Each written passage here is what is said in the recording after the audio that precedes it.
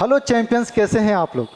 मैं फिर लेकर के आ गया हूं आपका एक न्यू चैप्टर जिसका नाम है केमिकल रिएक्शंस। ठीक है, केमिकल रिएक्शंस का ये पार्ट नंबर 2 है और पार्ट नंबर 1 मैं पहले अपलोड कर चुका हूं। अगर आपने उसे वो नहीं देखा है तो जा करके पहले आप उसे देख लें। ठीक है, आज हम लोग बात करेंगे टाइप्स ऑफ केमिकल रिएक्शंस। ठीक है, इसमें बात करेंगे हम लोग जितने सारे रिएक्शंस हैं जो आपके एग्जाम्स में आने का जो संभावना है ना, वो टू द पॉइंट 100% है। मैं इसलिए क्यों बोल रहा हूँ, क्योंकि आपके यूटी में, आपके हाफ ईयरली में और आपके जो फाइनल एग्जाम है बोर्ड्स में, उसमें भर भर के एग्जाम्स में आते हैं। ठीक है, ये लगभग 2 नंबर, 3 नंबर, 5 नंबर तक के आते हैं। तो आप इसको पूरा देखें और समझिए। क्लास को स्टार्ट करते हैं। और इसमें बेसिकली पढ़ेंगे क्या क्या, तो मैं पहले आपको बता दूं। इसमें पढ़ेंगे हम लोग कॉम्बिनेशन रिएक्शन, इसमें पढ़ेंगे हम लोग डिकम्पोजिशन रिएक्शन, इसमें displacement reaction, double displacement reaction, redox reaction, सब कुछ पढ़ने वाले हैं। तो चलिए क्लास को शुरू करते हैं। तो पहला हम लोग बात करते हैं। पहला रिएक्शन जो है उसका नाम है कॉम्बिनेशन रिएक्शन, है ना। कॉम्बिनेशन रिएक्शन में बात करेंगे। सबसे पहले इसको समझने के लिए क्या करते हैं कि सपोज करो 2 सब्सटेंस है ना, ए और बी 2 सब्सटेंस है, और दोनों के क्या करेंगे हम लोग कंबाइन कर देंगे। और कंबाइन करने के बाद क्या होगा, दोनों एक नया फॉर्म बनाएगा, नया सब कंपाउंड बनाएगा। उसको हम लोग क्या बोलेंगे, उसको बोलेंगे कॉम्बिनेशन रिएक्शन। ठीक है, चलिए अगर इसको हम समझें अच्छे से तो आइए हम लोग समझते हैं। सबसे पहले इसको हम डेफिनेशंस के थ्रू समझते हैं। तो डेफिनेशंस के थ्रू समझने के लिए हम लोग क्या करते हैं, इसको कैसे समझते हैं, देखिए।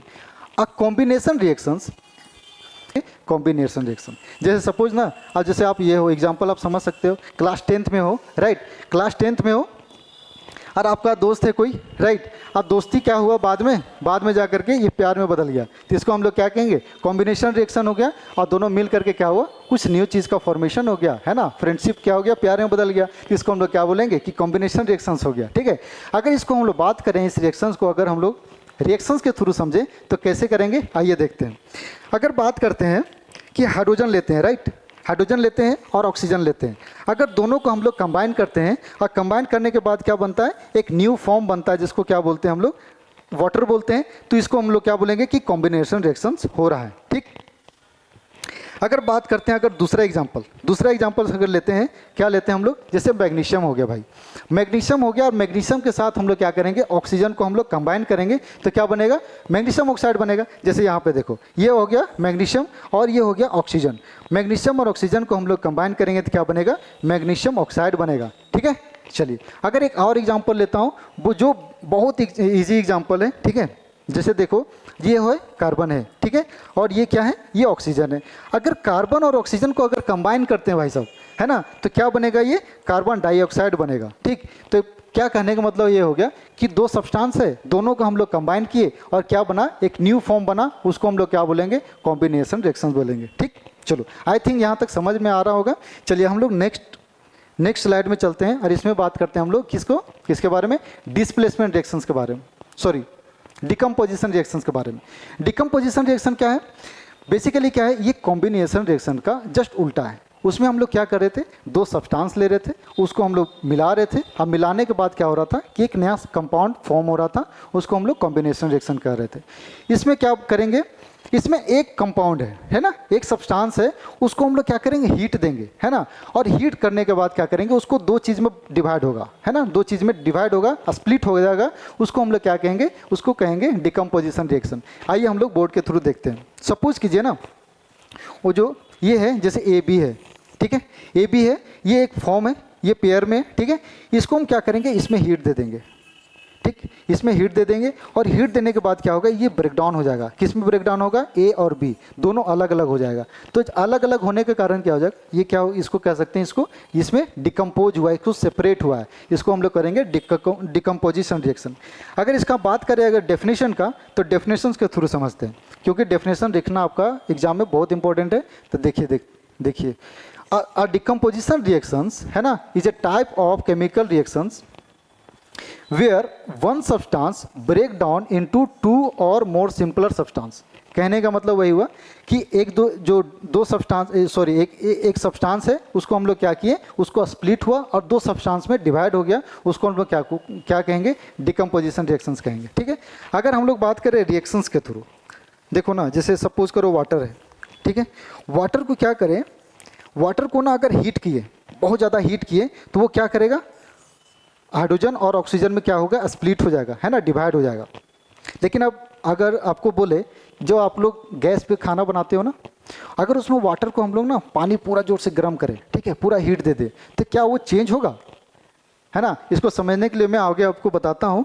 इसके लिए मैं आपको लेकर के चलता हूँ इसके टाइप्स में, ठीक है। चलिए सबसे पहले इसका टाइप्स पढ़ेंगे डिकम्पोजिशन रिएक्शंस का। तो पहला पार्ट करेंगे क्या, पहला पार्ट है जिसका नाम है थर्मल डिकम्पोजिशन रिएक्शन, दूसरा है इलेक्ट्रोलाइटिक डिकम्पोजिशन रिएक्शन और तीसरा है फोटोलाइटिक डिकम्पोजिशन रिएक्शन। इसमें हम लोग तीनों को बारी बारी से समझेंगे और देखेंगे कि इस आखिर डिकम्पोज कैसे कर सकते हैं, इसको स्प्लिट कैसे कर सकते हैं किसी भी सब्सटेंस को, ठीक है। चलिए तो पहला हम लोग बात करते हैं किसका, थर्मल डिकम्पोजिशन। पहले आप समझिए कि थर्मल मतलब होता क्या है ना। थर्मल मतलब होता क्या है, थर्मल कहने का मतलब हो गया हीट, है ना। थर्मल मतलब क्या हो गया भाई, हीट, ठीक है। और इसको हीट के थ्रू क्या करेंगे हम लोग, किसी भी सब्सटेंस को हम लोग ब्रेक डाउन करेंगे, है ना। चलिए तो अगर एग्जांपल लेते हैं, सपोज करते हैं ये क्या है, चाइना डिश, है ना। चाइना डिश बोलते हैं इसको, ऐसा नहीं कि मैं चाइना से लेकर के आया हूँ, इसका चाइना नाम ही है, ठीक है। चलिए इसका चाइना डिश बोलते हैं। चलिए इसमें क्या करेंगे कि कैल्शियम कार्बोनेट को हम लोग रखेंगे भाई, है ना। ये क्या है, कैल्शियम कार्बोनेट जो है यहाँ पे उसको रखेंगे और उसको क्या करेंगे, ये तो जानते हो आप लोग जानते होंगे कि इसको बर्नर बोलते हैं। अब बर्नर से क्या करेंगे, इसको हीट देंगे, ठीक है। हीट देने के बाद क्या होगा कि हीट देने के बाद ये ब्रेकडाउन होगा। अब ब्रेकडाउन किस में होगा, तो ये होगा दो फॉर्म बनेगा, इसमें बोलते हैं कैल्शियम ऑक्साइड, ठीक है। और इसमें अगर बता दूँ आपको कि जब कैल्शियम कार्बोनेट है, जहाँ भी कार्बोनेट आया, ठीक है भाई साहब, जहाँ भी कार्बोनेट आया वहाँ पे आप ऐसा कर सकते हो कि वहाँ पे कार्बन डाइऑक्साइड का निकलेगा, है ना। वहाँ पे क्या होगा, कार्बन डाइऑक्साइड बाहर निकलेगा, बस इतना जान लो आप। तो जैसे ही आप क्या करेंगे कि ये जो क्या हुआ, ये क्या था आपका कैल्शियम कार्बोनेट था, इसमें हम लोग जब हीट दिए तो क्या हुआ, कार्बन डाइऑक्साइड निकला, ठीक है। तो इसमें बचा क्या, इसमें बचा कैल्शियम ऑक्साइड, ठीक है। इसमें क्या बचा, कैल्शियम ऑक्साइड बचा। जैसे अगर रिएक्शंस की बात करें तो रिएक्शन यहाँ पे आप देख सकते हो, जैसे COCO3 है ना, कैल्शियम कार्बोनेट है। इसमें क्या करेंगे, अगर हीट दिए हम लोग तो ये क्या करेंगे, जैसे यहाँ पे हीट दिए तो क्या होगा, कैल्शियम ऑक्साइड और कार्बन डाइऑक्साइड में जाकर के स्प्लिट हो गया, ठीक है। तो आई थिंक यहाँ पे समझ में आ रहा होगा कि थर्मल डिकम्पोजिशन कैसे हुआ। अगर किसी भी सब्सटेंस को हीट दिए, है ना, तो हीट देने के बाद क्या होगा, वो सेपरेट हो जाएगा, अलग अलग सब्सटेंस में बढ़ जाएगा, तो इसको हम लोग क्या कहेंगे, थर्मल डिकम्पोजिशन कहेंगे, ठीक। चलिए अभी मैं जो आपको सवाल पूछा था उसमें मैं इस स्लाइड में आपको जवाब दूंगा कि जो अगर पानी को अगर ना गैस पे अगर हीट करें और बहुत ज़्यादा हीट कर दे उसको, तो क्या वो हाइड्रोजन और ऑक्सीजन में टूटेगा। इसका मैं जवाब देता हूँ। इसका मैं जवाब देने के लिए क्या बोलता हूँ कि सबसे पहले ये बताओ कि जब बहुत ज़्यादा हीट करोगे तो कितना ज़्यादा हीट करोगे, है ना। अगर तुम हीट करते हो किसी भी वाटर को, है ना, तो उसका क्या होगा, फिजिकल फॉर्म चेंज होगा। फिजिकल फॉर्म चेंज करने का मतलब जैसे वाटर है वो लिक्विड फॉर्म में है, और वो क्या करेंगे, अगर बहुत ज़्यादा हीट दे देंगे तो वो क्या होगा, वेपर बन जाएगा, है ना, वेपराइजेशन हो जाएगा, और वो उसका क्या हो जाएगा, फिजिकल चेंज होगा। लेकिन उसमें केमिकल चेंज नहीं हो रहा है। केमिकल चेंज करने के लिए क्या करेंगे हम लोग, इसको करना पड़ेगा इलेक्ट्रोलाइसिस, है ना। क्या करना पड़ेगा, इलेक्ट्रोलाइसिस। इलेक्ट्रोलाइसिस कहने का मतलब, इलेक्ट्रो मतलब होता है इलेक्ट्रिसिटी, और लाइटिक मतलब कहने का मतलब उसको स्प्लिट करना, डिवाइड करना, ठीक है। अब इसको क्या करते हैं, आप एक जैसे एग्जाम्पल लो, इसको मैं ऊपर कर देता हूँ थोड़ा सा आपको समझाने के लिए, ठीक है। चलिए क्या बोल रहा हूँ, जैसे एक वाटर लो, है ना, ये क्या है, H2O, ठीक है। एक वाटर है, एक वाटर को क्या करेंगे, इसमें दो इलेक्ट्रोड डाल देंगे, ठीक है। एक पहला एनोड डालेंगे और दूसरा क्या डालेंगे, कैथोड। इसमें क्या करते हैं ना, पानी को अगर अलग अलग करना है, हाइड्रोजन को अलग, ऑक्सीजन को अलग करेंगे, तो इसके लिए क्या करते हैं, दो इलेक्ट्रोड डालते हैं, और इलेक्ट्रोड डालने के साथ क्या डालते हैं, यहाँ पे बैटरी लगाते हैं हम लोग, ठीक है। अब बैटरी में पहला हम लोग क्या करते हैं, इसमें पॉजिटिव चार्ज डालते हैं, और दूसरा क्या है, ये नेगेटिव चार्ज है, वो तो आपको पता ही होगा। अब इसमें क्या होता है, जब इलेक्ट्रिसिटी डालते हैं हम लोग, इलेक्ट्रिसिटी अगर इसको प्रोड्यूस करवाते हैं, तो बेसिकली होता क्या है कि इसमें ना जो एनोड है, ये तो एनोड है और ये कैथोड है। तो ये क्या है, ये पॉजिटिव चार्ज है और ये नेगेटिव चार्ज है। अब दोनों क्या करता है कि जो ये होता है, जो एनोड है वो नेगेटिव चार्ज को अट्रैक्ट करने लग जाता है, और ये क्या करता है, जो कैथोड है वो क्या करता है, पॉजिटिव चार्ज को अट्रैक्ट करता है। फिर से समझो, कहने का मतलब ये हुआ कि जो एनोड है, ठीक है भाई साहब, एनोड है वो नेगेटिव चार्ज को अट्रैक्ट करता है, जिसके कारण क्या होता है, जो ऑक्सीजन है यहाँ पे बुलबुला होकर के यहाँ जो ऑक्सीजन है ना, इसमें गैस बन करके ये बाहर निकलता है। और इसमें क्या होता है, इसमें पॉजिटिव चार्ज को अट्रैक्ट करता है और ये क्या करता है, ऑक्सीजन का जो ना गैस बन करके बाहर निकल जाता है। ठीक है, समझ रहे हो बात को। और जिसके कारण क्या होता है कि ये ऑक्सीजन और हाइड्रोजन में जाकर के स्प्लिट हो जाता है। इसका ना सिंपल एग्जांपल आप घर पे कर सकते हो। करना क्या होगा, एक ना ग्लास लेना है ना, अगर शीशा ग्लास होगा तो ज़्यादा बेहतर होगा। इसमें आप क्या करना कि 2 पेंसिल को डालना, ठीक है, पेंसिल को ऐसे डालना कि जैसे आप उसको दोनों अलग लग रहे हैं, और दोनों को ना, दोनों को पीछे उसमें जानते हो कि क्या रहेगा, ग्रेफाइट रहता है बीच में, ठीक है। और ग्रेफाइट में उसमें क्या करना है, एक बैटरी को उसको लगा देना। तो उसमें क्या देखोगे कि उसमें ना नीचे साइड में उसमें देखोगे कि कुछ बुलबुला उठेगा, ठीक है ना, बुलबुला सा दिखेगा उसमें। आप ये कह सकते हो कि उसमें ना ऑक्सीजन और हाइड्रोजन का वो जो गैस निकलेगा बाहर, ठीक है। तो वही चीज़ आप अपना घर पे एग्जांपल्स आप यूज़ कर सकते हैं, एक्सपेरिमेंट कर सकते हो। अगर बात करें हम लोग जैसे एग्जांपल्स का, तो इसमें क्या होगा, जैसे वाटर लिए तो क्या होगा, हाइड्रोजन और ऑक्सीजन में ये ब्रेक डाउन हो गया, ठीक। तो आई थिंक ये समझ में आ रहा होगा कि इलेक्ट्रोलाइसिस हम लोग कैसे करेंगे, ठीक। अगर हम लोग आगे लेकर के चले, एक और मेथड हम लोग यूज़ करते हैं जिसका बोलते हैं फोटोइलाइटिक, है ना, फोटोलाइटिक मेथड। इसको फोटोलाइटिक मेथड से हम लोग बात करेंगे कि कैसे हम लोग किसी भी चीज़ को, किसी सब्सटेंस को डिकम्पोज कर सकते हैं। तो आइए हम लोग देखते हैं इसमें। फोटो मतलब आप जानते हैं, है ना, लाइट, है ना। लाइटिक मतलब क्या होता है, उसको डिकम्पोज, उसको सेपरेट करना, है ना, अलग करना। इसमें क्या करेंगे, इसमें क्या करेंगे ना कि ये होगा सिल्वर क्लोराइड, है ना। सिल्वर क्लोराइड को क्या करेंगे, ये चाइना डिश है, ठीक। चाइना डिश को क्या करेंगे, सिल्वर क्लोराइड को इसमें हम लोग रखेंगे और क्या करना है, इसको धूप में आपको रखना है, ठीक है, सनलाइट में आपको रखना है।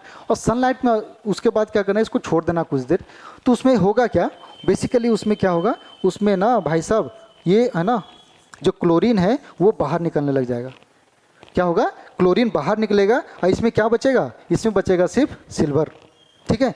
तो इस सिल्वर को क्या कर सकते हैं आप, यूज कर सकते हो, बाहर कर सकते हो, इसको सेपरेट कर सकते हो, ठीक है। जैसे इसका रिएक्शंस को देखें हम लोग, तो रिएक्शन क्या है, जैसे AgCl है, सिल्वर क्लोराइड का फॉर्मूला ये होता है AgCl, ठीक। इसको हम लोग क्या करेंगे, धूप में रखेंगे, है ना, मतलब इसमें भी क्या करेंगे, हम लोग हीट दे रहे हैं, तो ये क्या होगा, ये ब्रेकडाउन होगा। अब ब्रेकडाउन होकर के क्या होगा, ये Ag में टूटेगा और Cl2 में टूटेगा, ठीक है।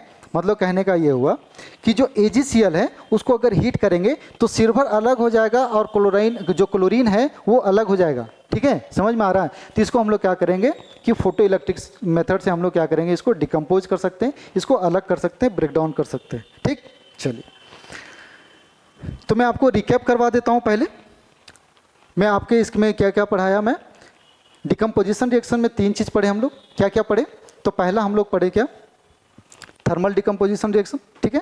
थर्मल डिकम्पोजिशन रिएक्शन में क्या पढ़े हम लोग, इसमें हम लोग हीट के थ्रू हम लोग बाहर निकाले, किसी भी सब्सटेंस को हम लोग स्प्लिट किए।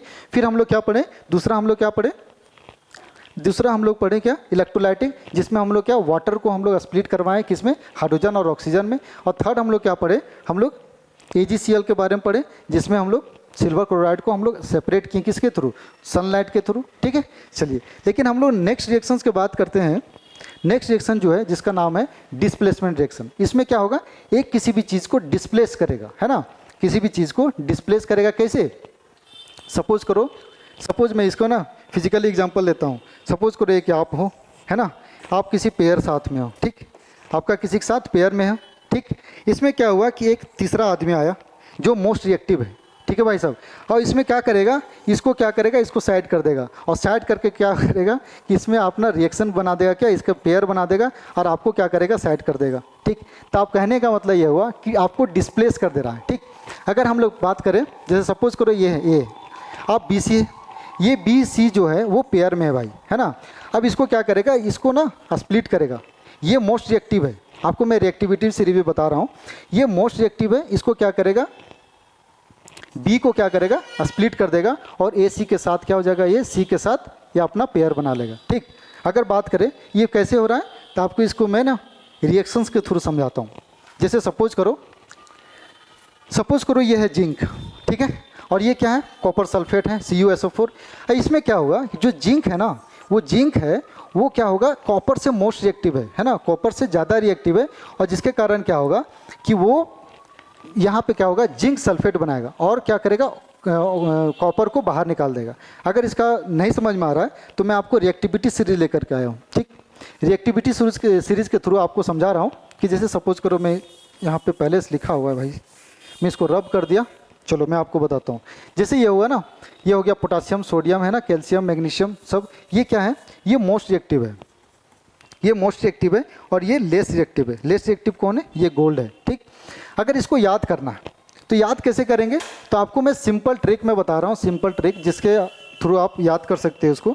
तो कैसे याद करेंगे, सपोज ये देखो, जैसे याद करने के लिए इसको लिखो, please stop calling me a zebra. ठीक है, please stop calling me a zebra, I like her, call me a smart genius, a smart genius. ठीक है, देखो इसका आसान ट्रिक है। ये करने का मतलब, प्लीज़ कहने का मतलब हो गया पोटासियम, इसका पोटासियम से ले लो। एस मीन्स सोडियम हो गया, calling means calcium, me means magnesium, A means aluminium, Z means zebra कहने का मतलब जिंक हो गया, I means iron, like means lead और हर means hydrogen, call means copper है ना, और मी मीन्स मरकरी, इसका मतलब हो गया स्मार्ट मीन्स हो गया सिल्वर, और जीनियस हो गया मतलब गोल्ड। ठीक है, इसको आप याद कर सकते हो। अब मैं आपको रिएक्शंस में बता रहा हूँ कि इसको रिएक्शंस में कैसे यूज़ करेंगे। देखिए मैं रिएक्शंस में कैसे लेकर के आता हूँ। जैसे आप, मैंने क्या बात किया कि ये है जिंक, है ना, जिंक क्या है, वो मोर रिएक्टिव है। किससे मोर रिएक्टिव है, वो कॉपर से। जैसे इसमें देखते हैं आप लोग, हाँ देखो ये हो गया, ये हो गया जिंक, है ना, ये हो गया कॉपर। तो जिंक जो है वो मोर रिएक्टिव है ना, क्योंकि ऊपर में है वो मोर रिएक्टिव है। इधर जितना भी है ना ये मोर रिएक्टिव है और नीचे जितना भी है सारे लेस रिएक्टिव है। तो जिंक जो है वो कॉपर से मोर रिएक्टिव है। इसके लिए क्या करेगा कि वो ना इसको स्प्लिट कर देगा। ठीक है, जैसे सपोज करो ये जिंक है, ये कॉपर है, तो इसको क्या करेगा, इसको स्प्लिट कर देगा, बाहर कर देगा। और क्या कर देगा, वो जिंक के साथ अपने आप क्या करेगा, वो जिंक जो है वो सल्फेट के साथ रिएक्ट करेगा और इसको क्या करेगा, बाहर कर देगा।